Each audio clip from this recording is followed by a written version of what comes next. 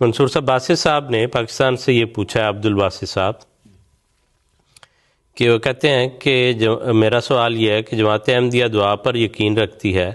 لیکن افطاری سے پہلے ہاتھ اٹھا کر کیوں نہیں دعا کرتے؟ اکثر جگہوں پر دیکھا ہے ہمارے کسی بھی فنکشن پر ہاتھ اٹھا کر دعا نہیں کرتے، حالانکہ روایت میں یہی ہے کہ دعا کی قبولیت کا وقت ہوتا ہے، یعنی افطاری کا وقت جو ہے۔ جی، ایسی کوئی میرا خیال ہے جماعتی روایت نہیں ہے کہ آپ بالکل دعا کر ہی نہیں سکتے اگر کسی موقع پر ہاتھ اٹھا کر، کیونکہ آنسلم نے فرمایا دعا کی قبولیت کا وقت ہے، اور ایسے موقع پر بعض اوقات اکٹھے ہوتے ہیں لوگ اور تحریک کرنے کی غرض سے اگر کوئی ہاتھ اٹھا کر بھی دعا کر لیتا ہے تو اس کی کوئی مناہی نہیں ہے کہ ایسے موقع بالکل دعا نہیں کر سکتے، لیکن زیادہ تر عموماً یہی ہے کہ دعا ہر انسان کا اپنا ذاتی اور انفرادی فعل ہوتا ہے۔ تو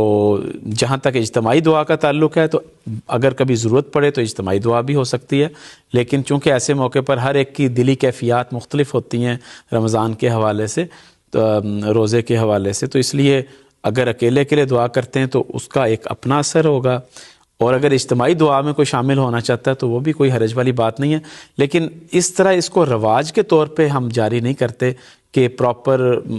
باقاعدہ افطاری ہو اور اس سے پہلے پراپر ایک شخص جو ہے ہاتھ اٹھا کر دعا کروائے۔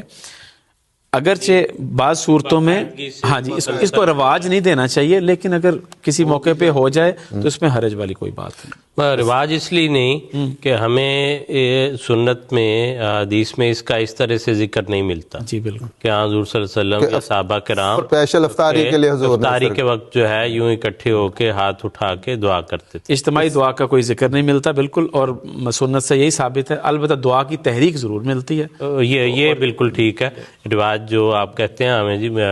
بالکل اسی طرح ہے، یہ روایت موجود ہے۔ حضور صلی اللہ علیہ وسلم نے فرمایا کہ یہ قبولیت دعا کا وقت ہوتا ہے، دعا کرنی چاہیے، لیکن اسی جگہ پر حضور صلی اللہ علیہ وسلم نے یہ نہیں فرمایا کہ تم سب اکٹھے ہو کے ہاتھ اٹھا کے اس وقت دعا کرو۔ اصل میں اس میں وسیم صاحب ایک اور بھی جو ہے بڑی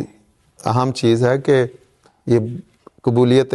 دعا کا وقت ہے، اور افطاری انسان عموماً خود اکیلے کر رہا ہوتا ہے یا گھر والوں کے ساتھ کر رہا ہوتا ہے، تو اس وقت اس کی جس طرح منصور صاحب نے کہا کہ کیفیت الگ ہوتی ہے۔ بعض لوگوں کو میں نے دیکھا ہے اس وقت چونکہ نماز پڑھنے کی ممانعت ہے